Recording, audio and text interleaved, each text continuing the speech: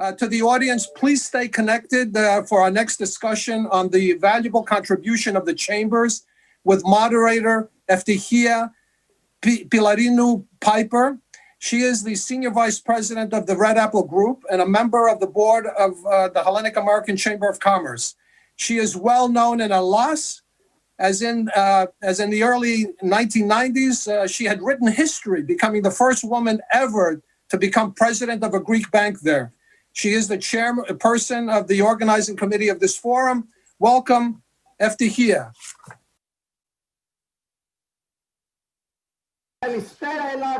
Good morning, New York. I want to thank Lou Katzos for his introduction. And I also want to congratulate him for an amazing panel. This morning, I have the pleasure and honor to moderate a panel with very distinguished speakers and a very interesting subject.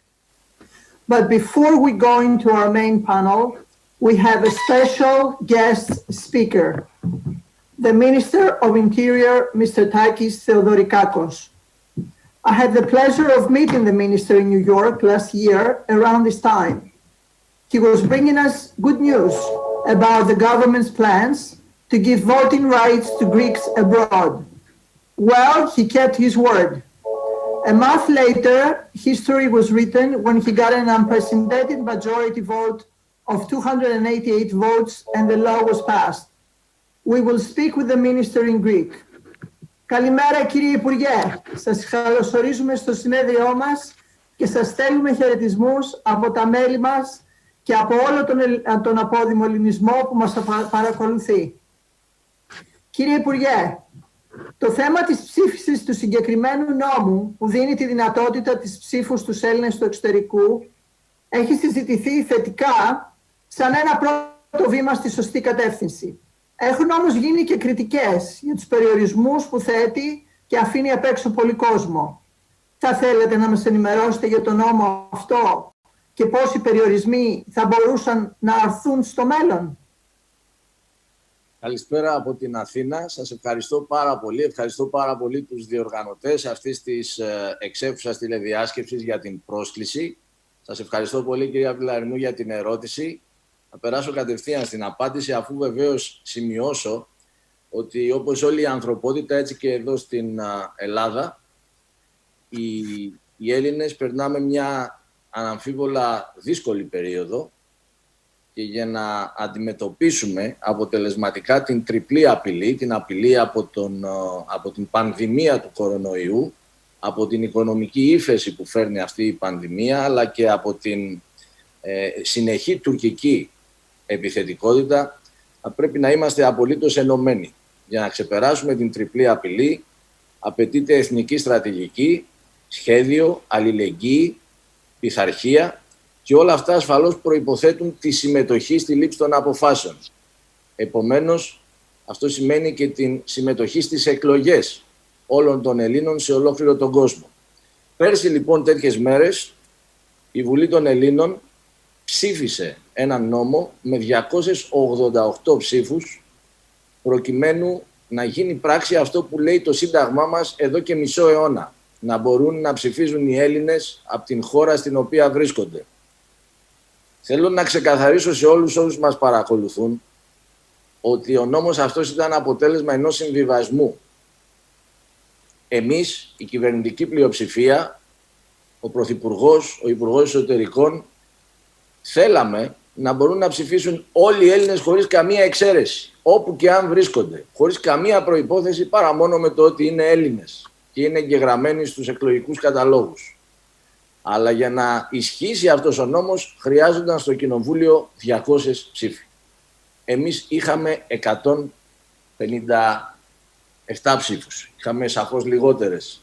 Και επομένως χρειαζόταν να γίνει αυτός ο συμβιβασμός. Είχαμε να διαλέξουμε ανάμεσα στο να μην γίνει τίποτε και να μην μπορεί να ψηφίσει κανένας Έλληνας από τη χώρα στην οποία βρίσκονται ή σε αυτό στο οποίο τελικά καταλήξαμε, σε αυτό στο οποίο πετύχαμε.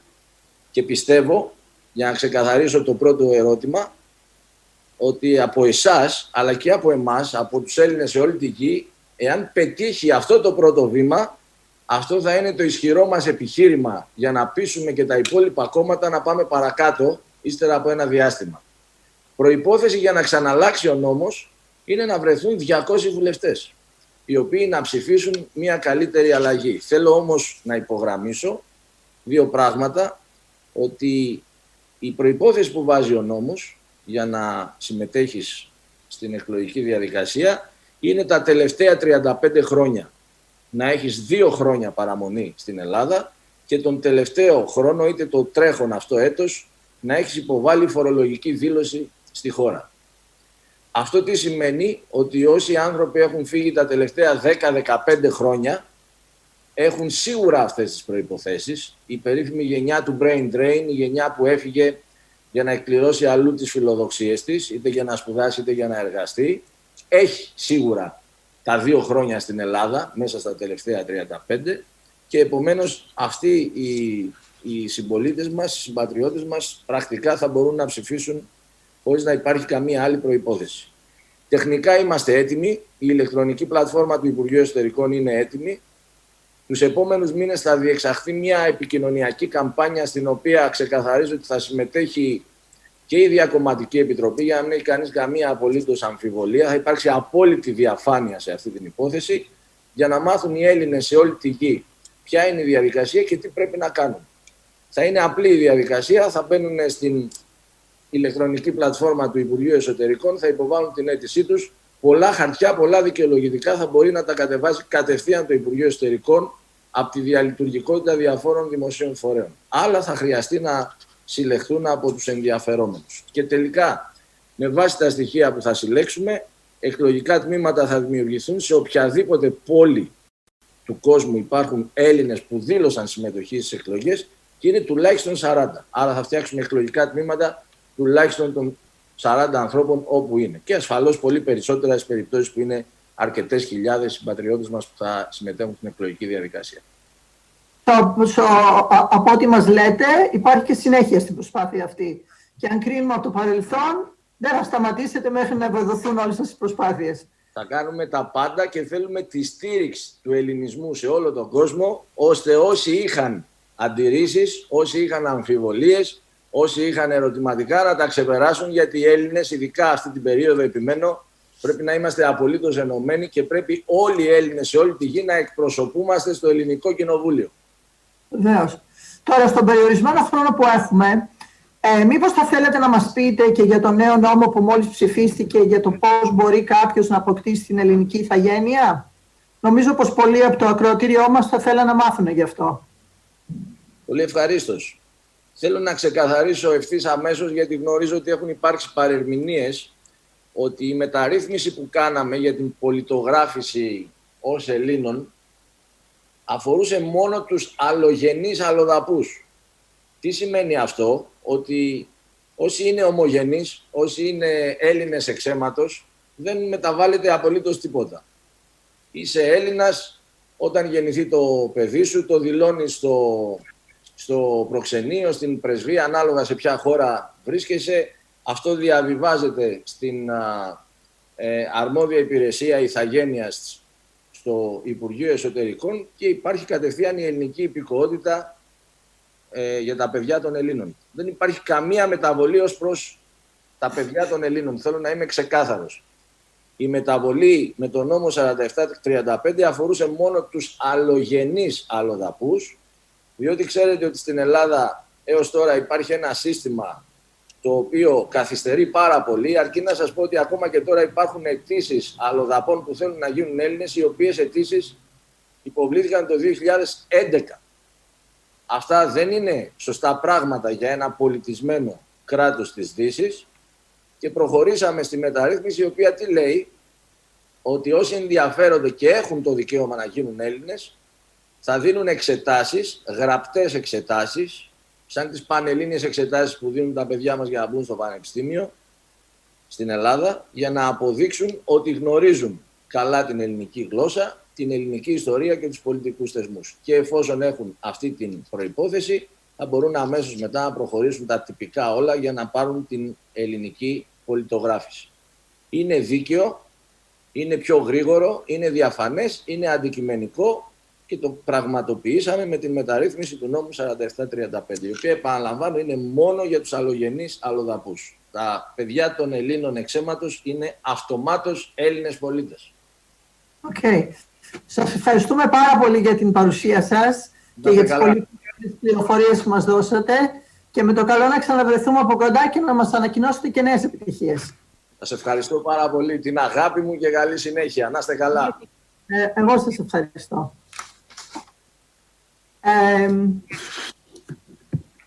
Now let's welcome our speakers for our panel that has a subject, the role the chambers can play to help Greek exporters to grow all over the world.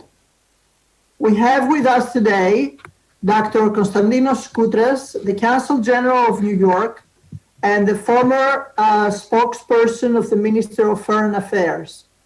We have Mr. Markos Drakotos, the president of the Hellenic-American Chamber of Commerce. Markos is a lawyer and entrepreneur with investments in real estate and a skincare products company. Mr. Konstantinos Michalos, president of the Athens Chamber of Commerce and Industry and president of the Union of Hellenic Chambers. He's the chairman of Swan SA Industrial Exporting Company and a food trading company. They all have very long and impressive bios that you can read at your own convenience, at the site. And now I would like to start our conversation with Dr. Koutras. Dr. Koutras, from a diplomat's point of view, could chambers promote exports and contribute to the increase in bilateral trade and investments? In your opinion, what's the added value of a bilateral commercial chamber? Good morning, Ms. Pylarinou. Good morning, Ms. Pylarinou, and congratulations for this wonderful initiative. Indeed, bilateral chambers of commerce are, from the point of view of a diplomat, bridges between countries, between economies, between business communities, between cultures. And as Greeks, we do know that history has proven, even from the antiquity, that trade has always been the safest way to achieve mutually beneficial cooperation, stability, and peace. And of course, Mrs. Pylarinou, living in these turbulent times, when the world has become more connected and more disoriented at the same time, we need to focus on instruments that promote engagement and cooperation. Greece, as Foreign Minister Dengias has already said, is an extrovert country by nature, and our nation has always been on top of trade, business and innovation worldwide through its energetic and vibrant diaspora, through our Greeks abroad. This is a legacy that we cherish and that we build upon at the same time. So, bilateral chambers of commerce, like the Hellenic-American Chamber that is based here in New York, are supposed to assist businesses that want to export products and services or to invest. The added value of a bilateral commercial chamber can be summarized as follows in a few words. Comprehensive support of business that needs information and connection to a new market, promotion of the image of both countries, their business communities and their culture, setting up formal and less formal activities like seminars, events, dinners, business delegations, etc., and connection with official diplomatic entities and state authorities in both in the respective countries. So it is beyond any doubt that chambers are valuable instruments, Ms. Pylarinou, of economic cooperation and therefore can promote exports and contribute significantly to the increase of bilateral trade and investment. Therefore, bilateral, give me a second, please. The bilateral chambers are elements of a comprehensive economic diplomacy that was mentioned in the morning. They do not substitute the official diplomatic entities such as embassies, consulate, or trade offices. they complement and connect with them. This is very important, and this is the way we think and we cooperate here in the Consulate General of Greece in New York through our Office for Economic and Commercial Affairs with the Hellenic-American Chamber in New York. We co-organize events, we share experience and information, and we try to promote Greek exports in the US market in the best possible way. The future lies ahead of us, and we need to take advantage of this present momentum and the excellent phase of the US-Greek relations in order to further enhance our cooperation and coordination with the respective chambers. We thank you very much, Dr. Koutras. And now I'd like to to talk with Mr. Drakotos. The Hellenic-American Chamber of Commerce was founded 73 years ago with the purpose of promoting and strengthening the economic and cultural ties between Greece and the US. For the benefit of our audience, could you mention the Chamber's activities to fulfill its purpose? Absolutely. Good morning, and thank you, Eftihia. Before I get started, though, I want to address something that was brought up in the previous panel, the distinguished previous panel. Mr. Mitropoulos mentioned that there needs to be an organization which facilitates business relations between the US and Greece. And that organization is the Hellenic-American Chamber of Commerce. That's what we do. That's who helped put this event together. And what we need is more participation from people like Mr. Mitropoulos, like Mr. Kalamos. And actually, this is a good time for me to thank the Red Apple Group and Mr. Katsimatidis, because Mr. Katsimatidis has been wonderful to the Chamber and to the Greek community. He's always been very supportive of us. Going back to your question, in the past, the Chamber put together events in the traditional fashion, which meant we would invite speakers, they would come and talk, it would allow people to meet, discuss business, create opportunities, and that formula worked for many years. And we also continue to work throughout these years with the General Counsel, and I like also to take a moment right now to thank Dr. Koutras, because I must say that Greece cannot have a better representative in this country, and nor could the Greek people here be represented by a better General Counsel. We thank him for all of his hard work. He came here and he initiated so many different programs that didn't exist before. He got the consulate very involved in the community, and we can't thank him enough for that. But what I came to realize is that the traditional system that we had in place wasn't really working, and we really needed to kind of re-energize it. And when we got hit with COVID, it was almost an opportunity for the Chamber to kind of reinvent ourselves. And what we started to do was start to put together programs, events on Zoom like today.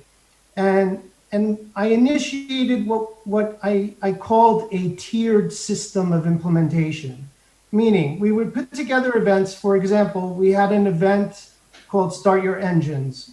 This event dealt directly with the restaurants and the restaurant industry and the situation that they were going through. So we tried to address the issues of the day. But in doing so, what did we do? We didn't just have the restaurateurs, we had the restaurateurs and the distributors. Every time we look at an event, we try to break down the event into an entire industry instead of looking at a specific business. For example, our wine series events. Our wine series events focus on Greek-made wines. We have the distributor who comes and speaks, the importer, the winemakers, the wine shops. Therefore, we're looking to really focus on benefiting an entire industry instead of just looking at a specific business and promoting it that way. And it's the same thing. We just finished an event with it was the first virtual tour of the Cycladic Art Museum. And people would ask, well, why the Cycladic Art Museum? You know, why a museum? Well, first of all, in our charter, We also promote cultural events. But this wasn't just a cultural event. This was meant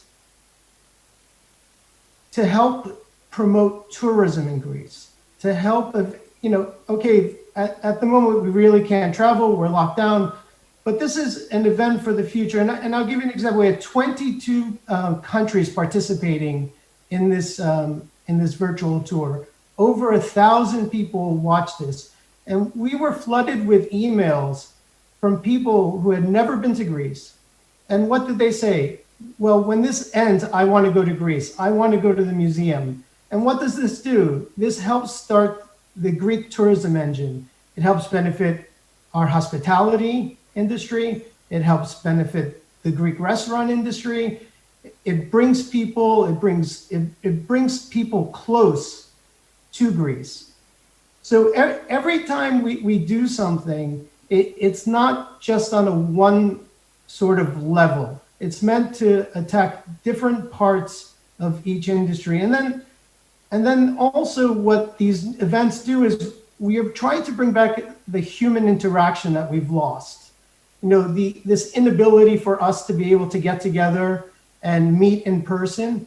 So we create the event so that there is this sense of human interaction between all of us. It's not somebody getting on and just speaking. It's the ability to interact with the person who's speaking, get to ask questions, and become part of the dialogue instead of just keeping people closed out. Thank you, Markos. Now I'd like to turn to Mr. Michalos. Mr. Michalos, as long as I have known him, and that goes back in the early 90s when I came to Greece, from the States as president of ETBA Bank, he has always been involved with the Athens Chamber of Commerce and Industry. He's been its president for over 14 years, and another 8 as a president of the Union of the Hellenic Chambers. So everyone in Greece knows Mr. Michalos and the important role the Athens Chamber of Commerce and Industry is playing to provide support to the Greek companies. Mr.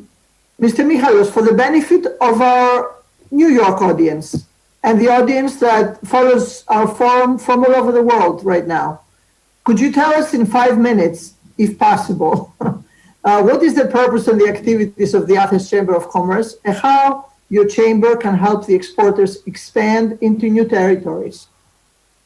Well, first of all, Eftihia, thank you very much for your kind words. Good morning to New York.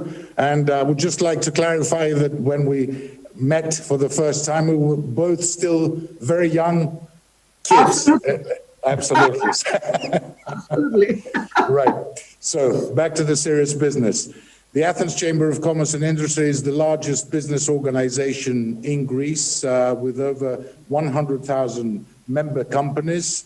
And essentially, we are acting as a bridge between business and government services. Our official title by the Greek Constitution is effectively that we are advisors to the state, to the government of the day on matters of economy. And of course, a major part of our intervention is, of course, about the extroversion of the Greek economy and the Greek business community. What we saw during the difficult years, the austerity years through the economic crisis which we endured over the last decade, was the fact that we had a small miracle which was taking place within the Greek economy, Greece in general. And that was the increase of our export industry, while at the same time we were living through a deep recession as far as the local economy was concerned. The problem, however, about extrovert businesses here in Greece is the fact that 270 enterprises in total constitute or account for 50% of our exports, while the 5 largest business entities are the ones that cover the 25.9% of total exports of the country. These figures are important in the sense that we have to realize that the European structural funds and especially the assistance fund, which is coming in after the decision at the European Union to help businesses in general and the economy in general as a result of COVID-19. We need to focus on the extroversion of the Greek economy and Greek businesses, because the added value that the Greek GDP requires will only come from production. And of course, production combined with exports, I think, is the best recipe in order to be able to sustain a long-term development, a long-term growth for the Greek economy. So what we essentially are doing at the ACCI and the Union of Greek Hellenic Chambers of Commerce and Industry is we try to bring together businesses from Greece and from other countries, which we are targeting as clientele, if I can put it that bluntly. So we have trade missions that we execute in other countries, and of course invite and accept trade delegations which are visiting Greece. We are also running here at the ACCI over the last 6 years, very successfully, I would say so, a business incubator with innovative startups, which we have seen extremely good results, and we are providing all the infrastructure and all the relative information that they require so that we can promote their idea.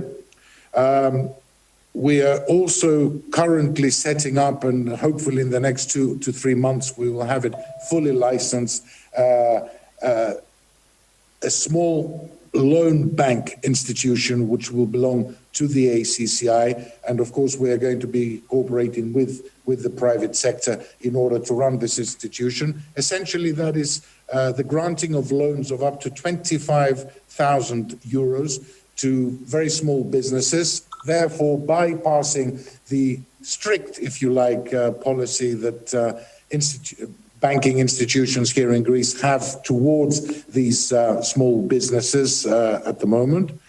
We're also setting up in the next 2 months the Business Academy, directing the curriculum to more digital tools and techniques, which will be very important in the coming months and years, because we're running in a period that we have the fourth industrial revolution, which is very much digitalized. And of course, after the COVID crisis, I think that, as the previous speaker said, human interaction will be diminishing on a necessity basis, and therefore distance working and tools, digital tools, will become even more important in our everyday lives. We are also running surveys in order to form a comprehensive picture of the prevailing situation or issue of matter of concern in particular time periods. And finally, I would like to inform you, this is the first time that we are announcing this new step. We're setting up, the ACCI is setting up the first virtual reality exhibition center, which will be announced hopefully before Christmas. Therefore, taking advantage of the fact that we can't interact at the moment, and exhibitions in general on a worldwide basis are at the moment are prohibitive. We are going to be running these virtual exhibitions so that we can promote our businesses, their products, their services, not just within Greek boundaries, but globally through the platform which we are going to be setting up. There's quite a lot more that I can say Eftihia, but I don't think that the time parameters are in our favor. Thank you. Yeah, thank you. But you just made a lot of news. Yeah. You know, you gave us a lot of new information and very exciting. As you were talking, I was also looking at some of the questions. I wanted to ask Dr. Koutras, could you give us, some of the people are asking, could you give us some tips and suggestions, more specifically to potential Greek exporters to the U.S. market? That's a very good question, Eftihia, and thank you very much. Having worked many years in the private sector, from where I have earned my daily bread, I would summarize some points very brief. So they should contact our trade office in order to obtain basic information in terms of procedures, of licensing, of market reviews and contact details of importers and distributors. Second, they should have a functional and detailed website with product information and photos. Third, they should be open to new tools of trade, such as e-commerce, which is booming during the pandemic, but which is also here to stay. Eftihia, you know very well that US market is extremely competitive and chances are against you if you don't have someone to run for your product. Therefore, you need to have a local presence, according to my personal opinion, either through a local agent who will be determined to promote your product, either by yourself, but still you know that the costs are high. This is the reason why e-commerce offers an alternative that suits the small-scale, family-owned Greek businesses.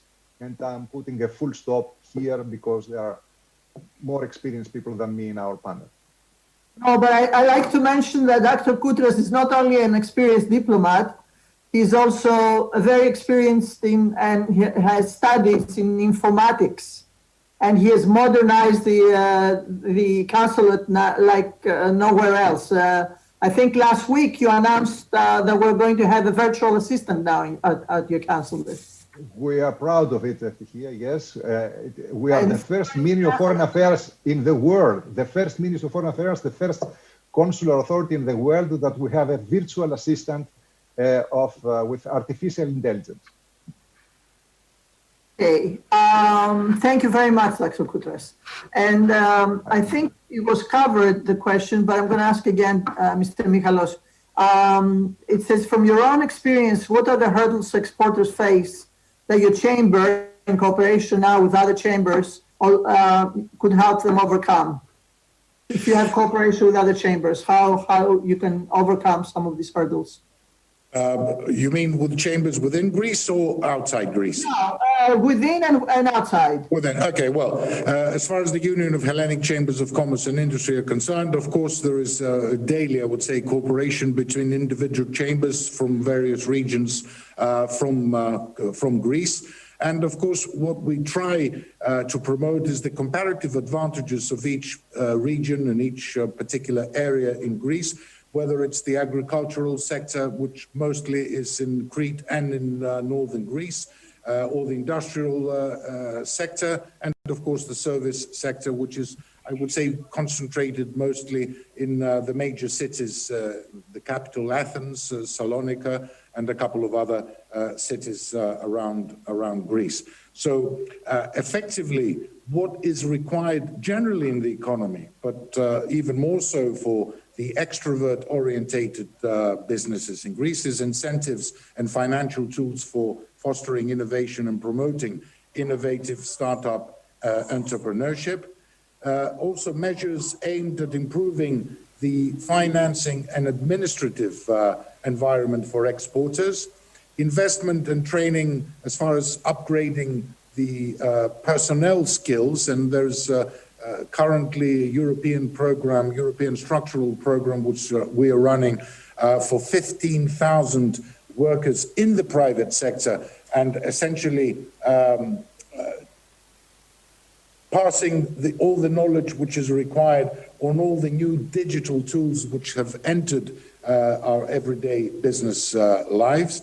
The coordination amongst the country's extroversion agencies in order to form a more coherent export strategy. We have a very close relationship with the Ministry of Foreign Affairs, which we are very pleased that they have taken over all the export business orientated agencies, so that we can have a one-point contact, and therefore we can also assist in forming the policy, the export policy for the country, and also incentives for encouraging business growth through mergers and partnerships. And that, I would say, is a more difficult concept in the sense that we're all Greeks or Greek Americans. We know the ideology on ownership as far as Greeks are concerned.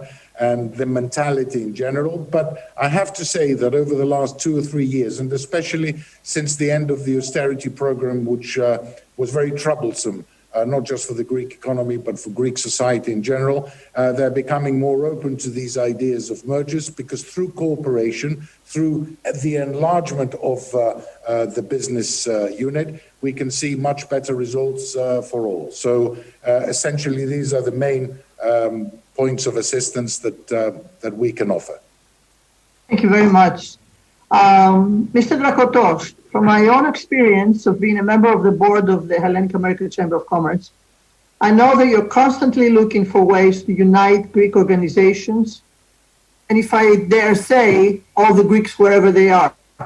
Could you tell us in 2 minutes, if you can, what are your next plans on this particular subject?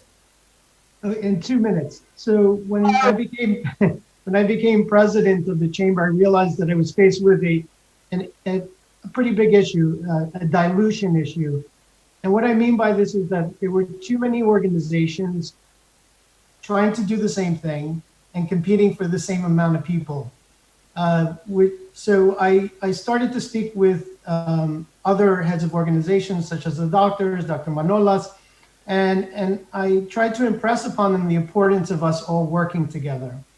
And through these efforts, we built a website called eonas.org, which we will be launching through the chamber.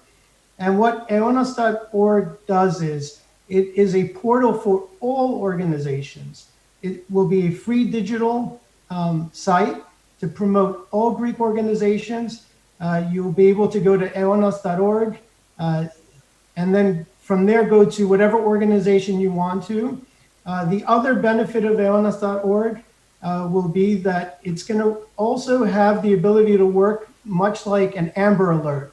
So for an example, if there's an issue that arises, such as we have the fires in Greece, or if there's an earthquake, and there's true need that needs to be addressed at that very moment, through this website, you'll be able to donate $1. So if we have 1 million people, or 2 million, or 3 million Greeks who are members all donating $1, and then that dollar, or that $1 million, or that $2 million then goes directly to wherever the need is. It is an incredible opportunity to help people not only in need, but also unite Greeks worldwide. And I really think that, I don't think another site does this, that unites an entire nation of people, which is ultimately what we're trying to do. And then through this site also, as a business, you'll be able to list your business. This way Greeks can do business with other Greeks anywhere around the world. And if you're somebody looking for a job, you'll be able to post on this site as well. So there's a big opportunity that if we all work together on this site, because it's not a chamber site, it's a site for all of us. And I think we can all benefit from it. That is an amazing project, Markos, and we should all help to bring it to fruition. More news we made today. Unite the entire nation of people, if I caught it right, the way you said it. Okay. Under the same parameters and ways of thinking came the idea of the sisterhood of the two chambers. Last winter, when I was visiting Greece and had met with Mr. Michalos, we talked about how important it was for Hellenic Chambers of Commerce all over the world to cooperate for the benefit of their members. And that's when the idea of the sisterhood came about. And of course, when I discussed it with Markos, he was very pleased to take this opportunity for the benefit of our members and friends. So today, I'm really happy to announce that the two chambers, the Hellenic-American Chamber of Commerce of New York and the Athens Chamber of Commerce and Industry, have decided to sign a sisterhood agreement. That includes activities that will promote each other organizations' events and will take initiatives for the benefit of Greek and American business and industry.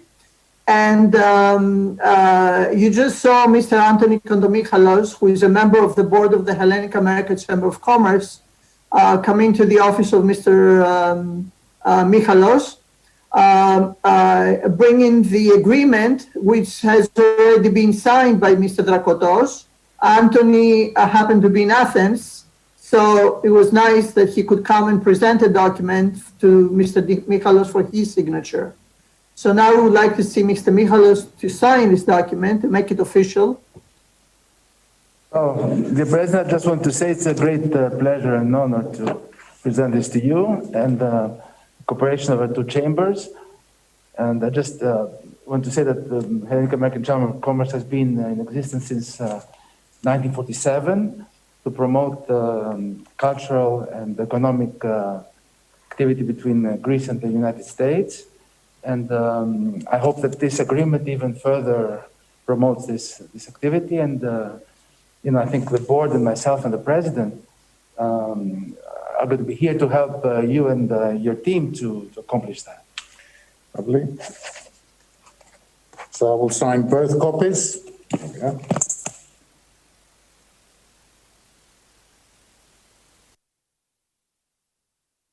Of course, using the COVID way of signing, I would just very quickly like to say, Eftihia, it's a tremendous pleasure and honor to sign this agreement with you, hoping that we will be able to develop further our businesses. And mostly, and I think this is quite pointy, there's one Michalos signing with a Contomichalos.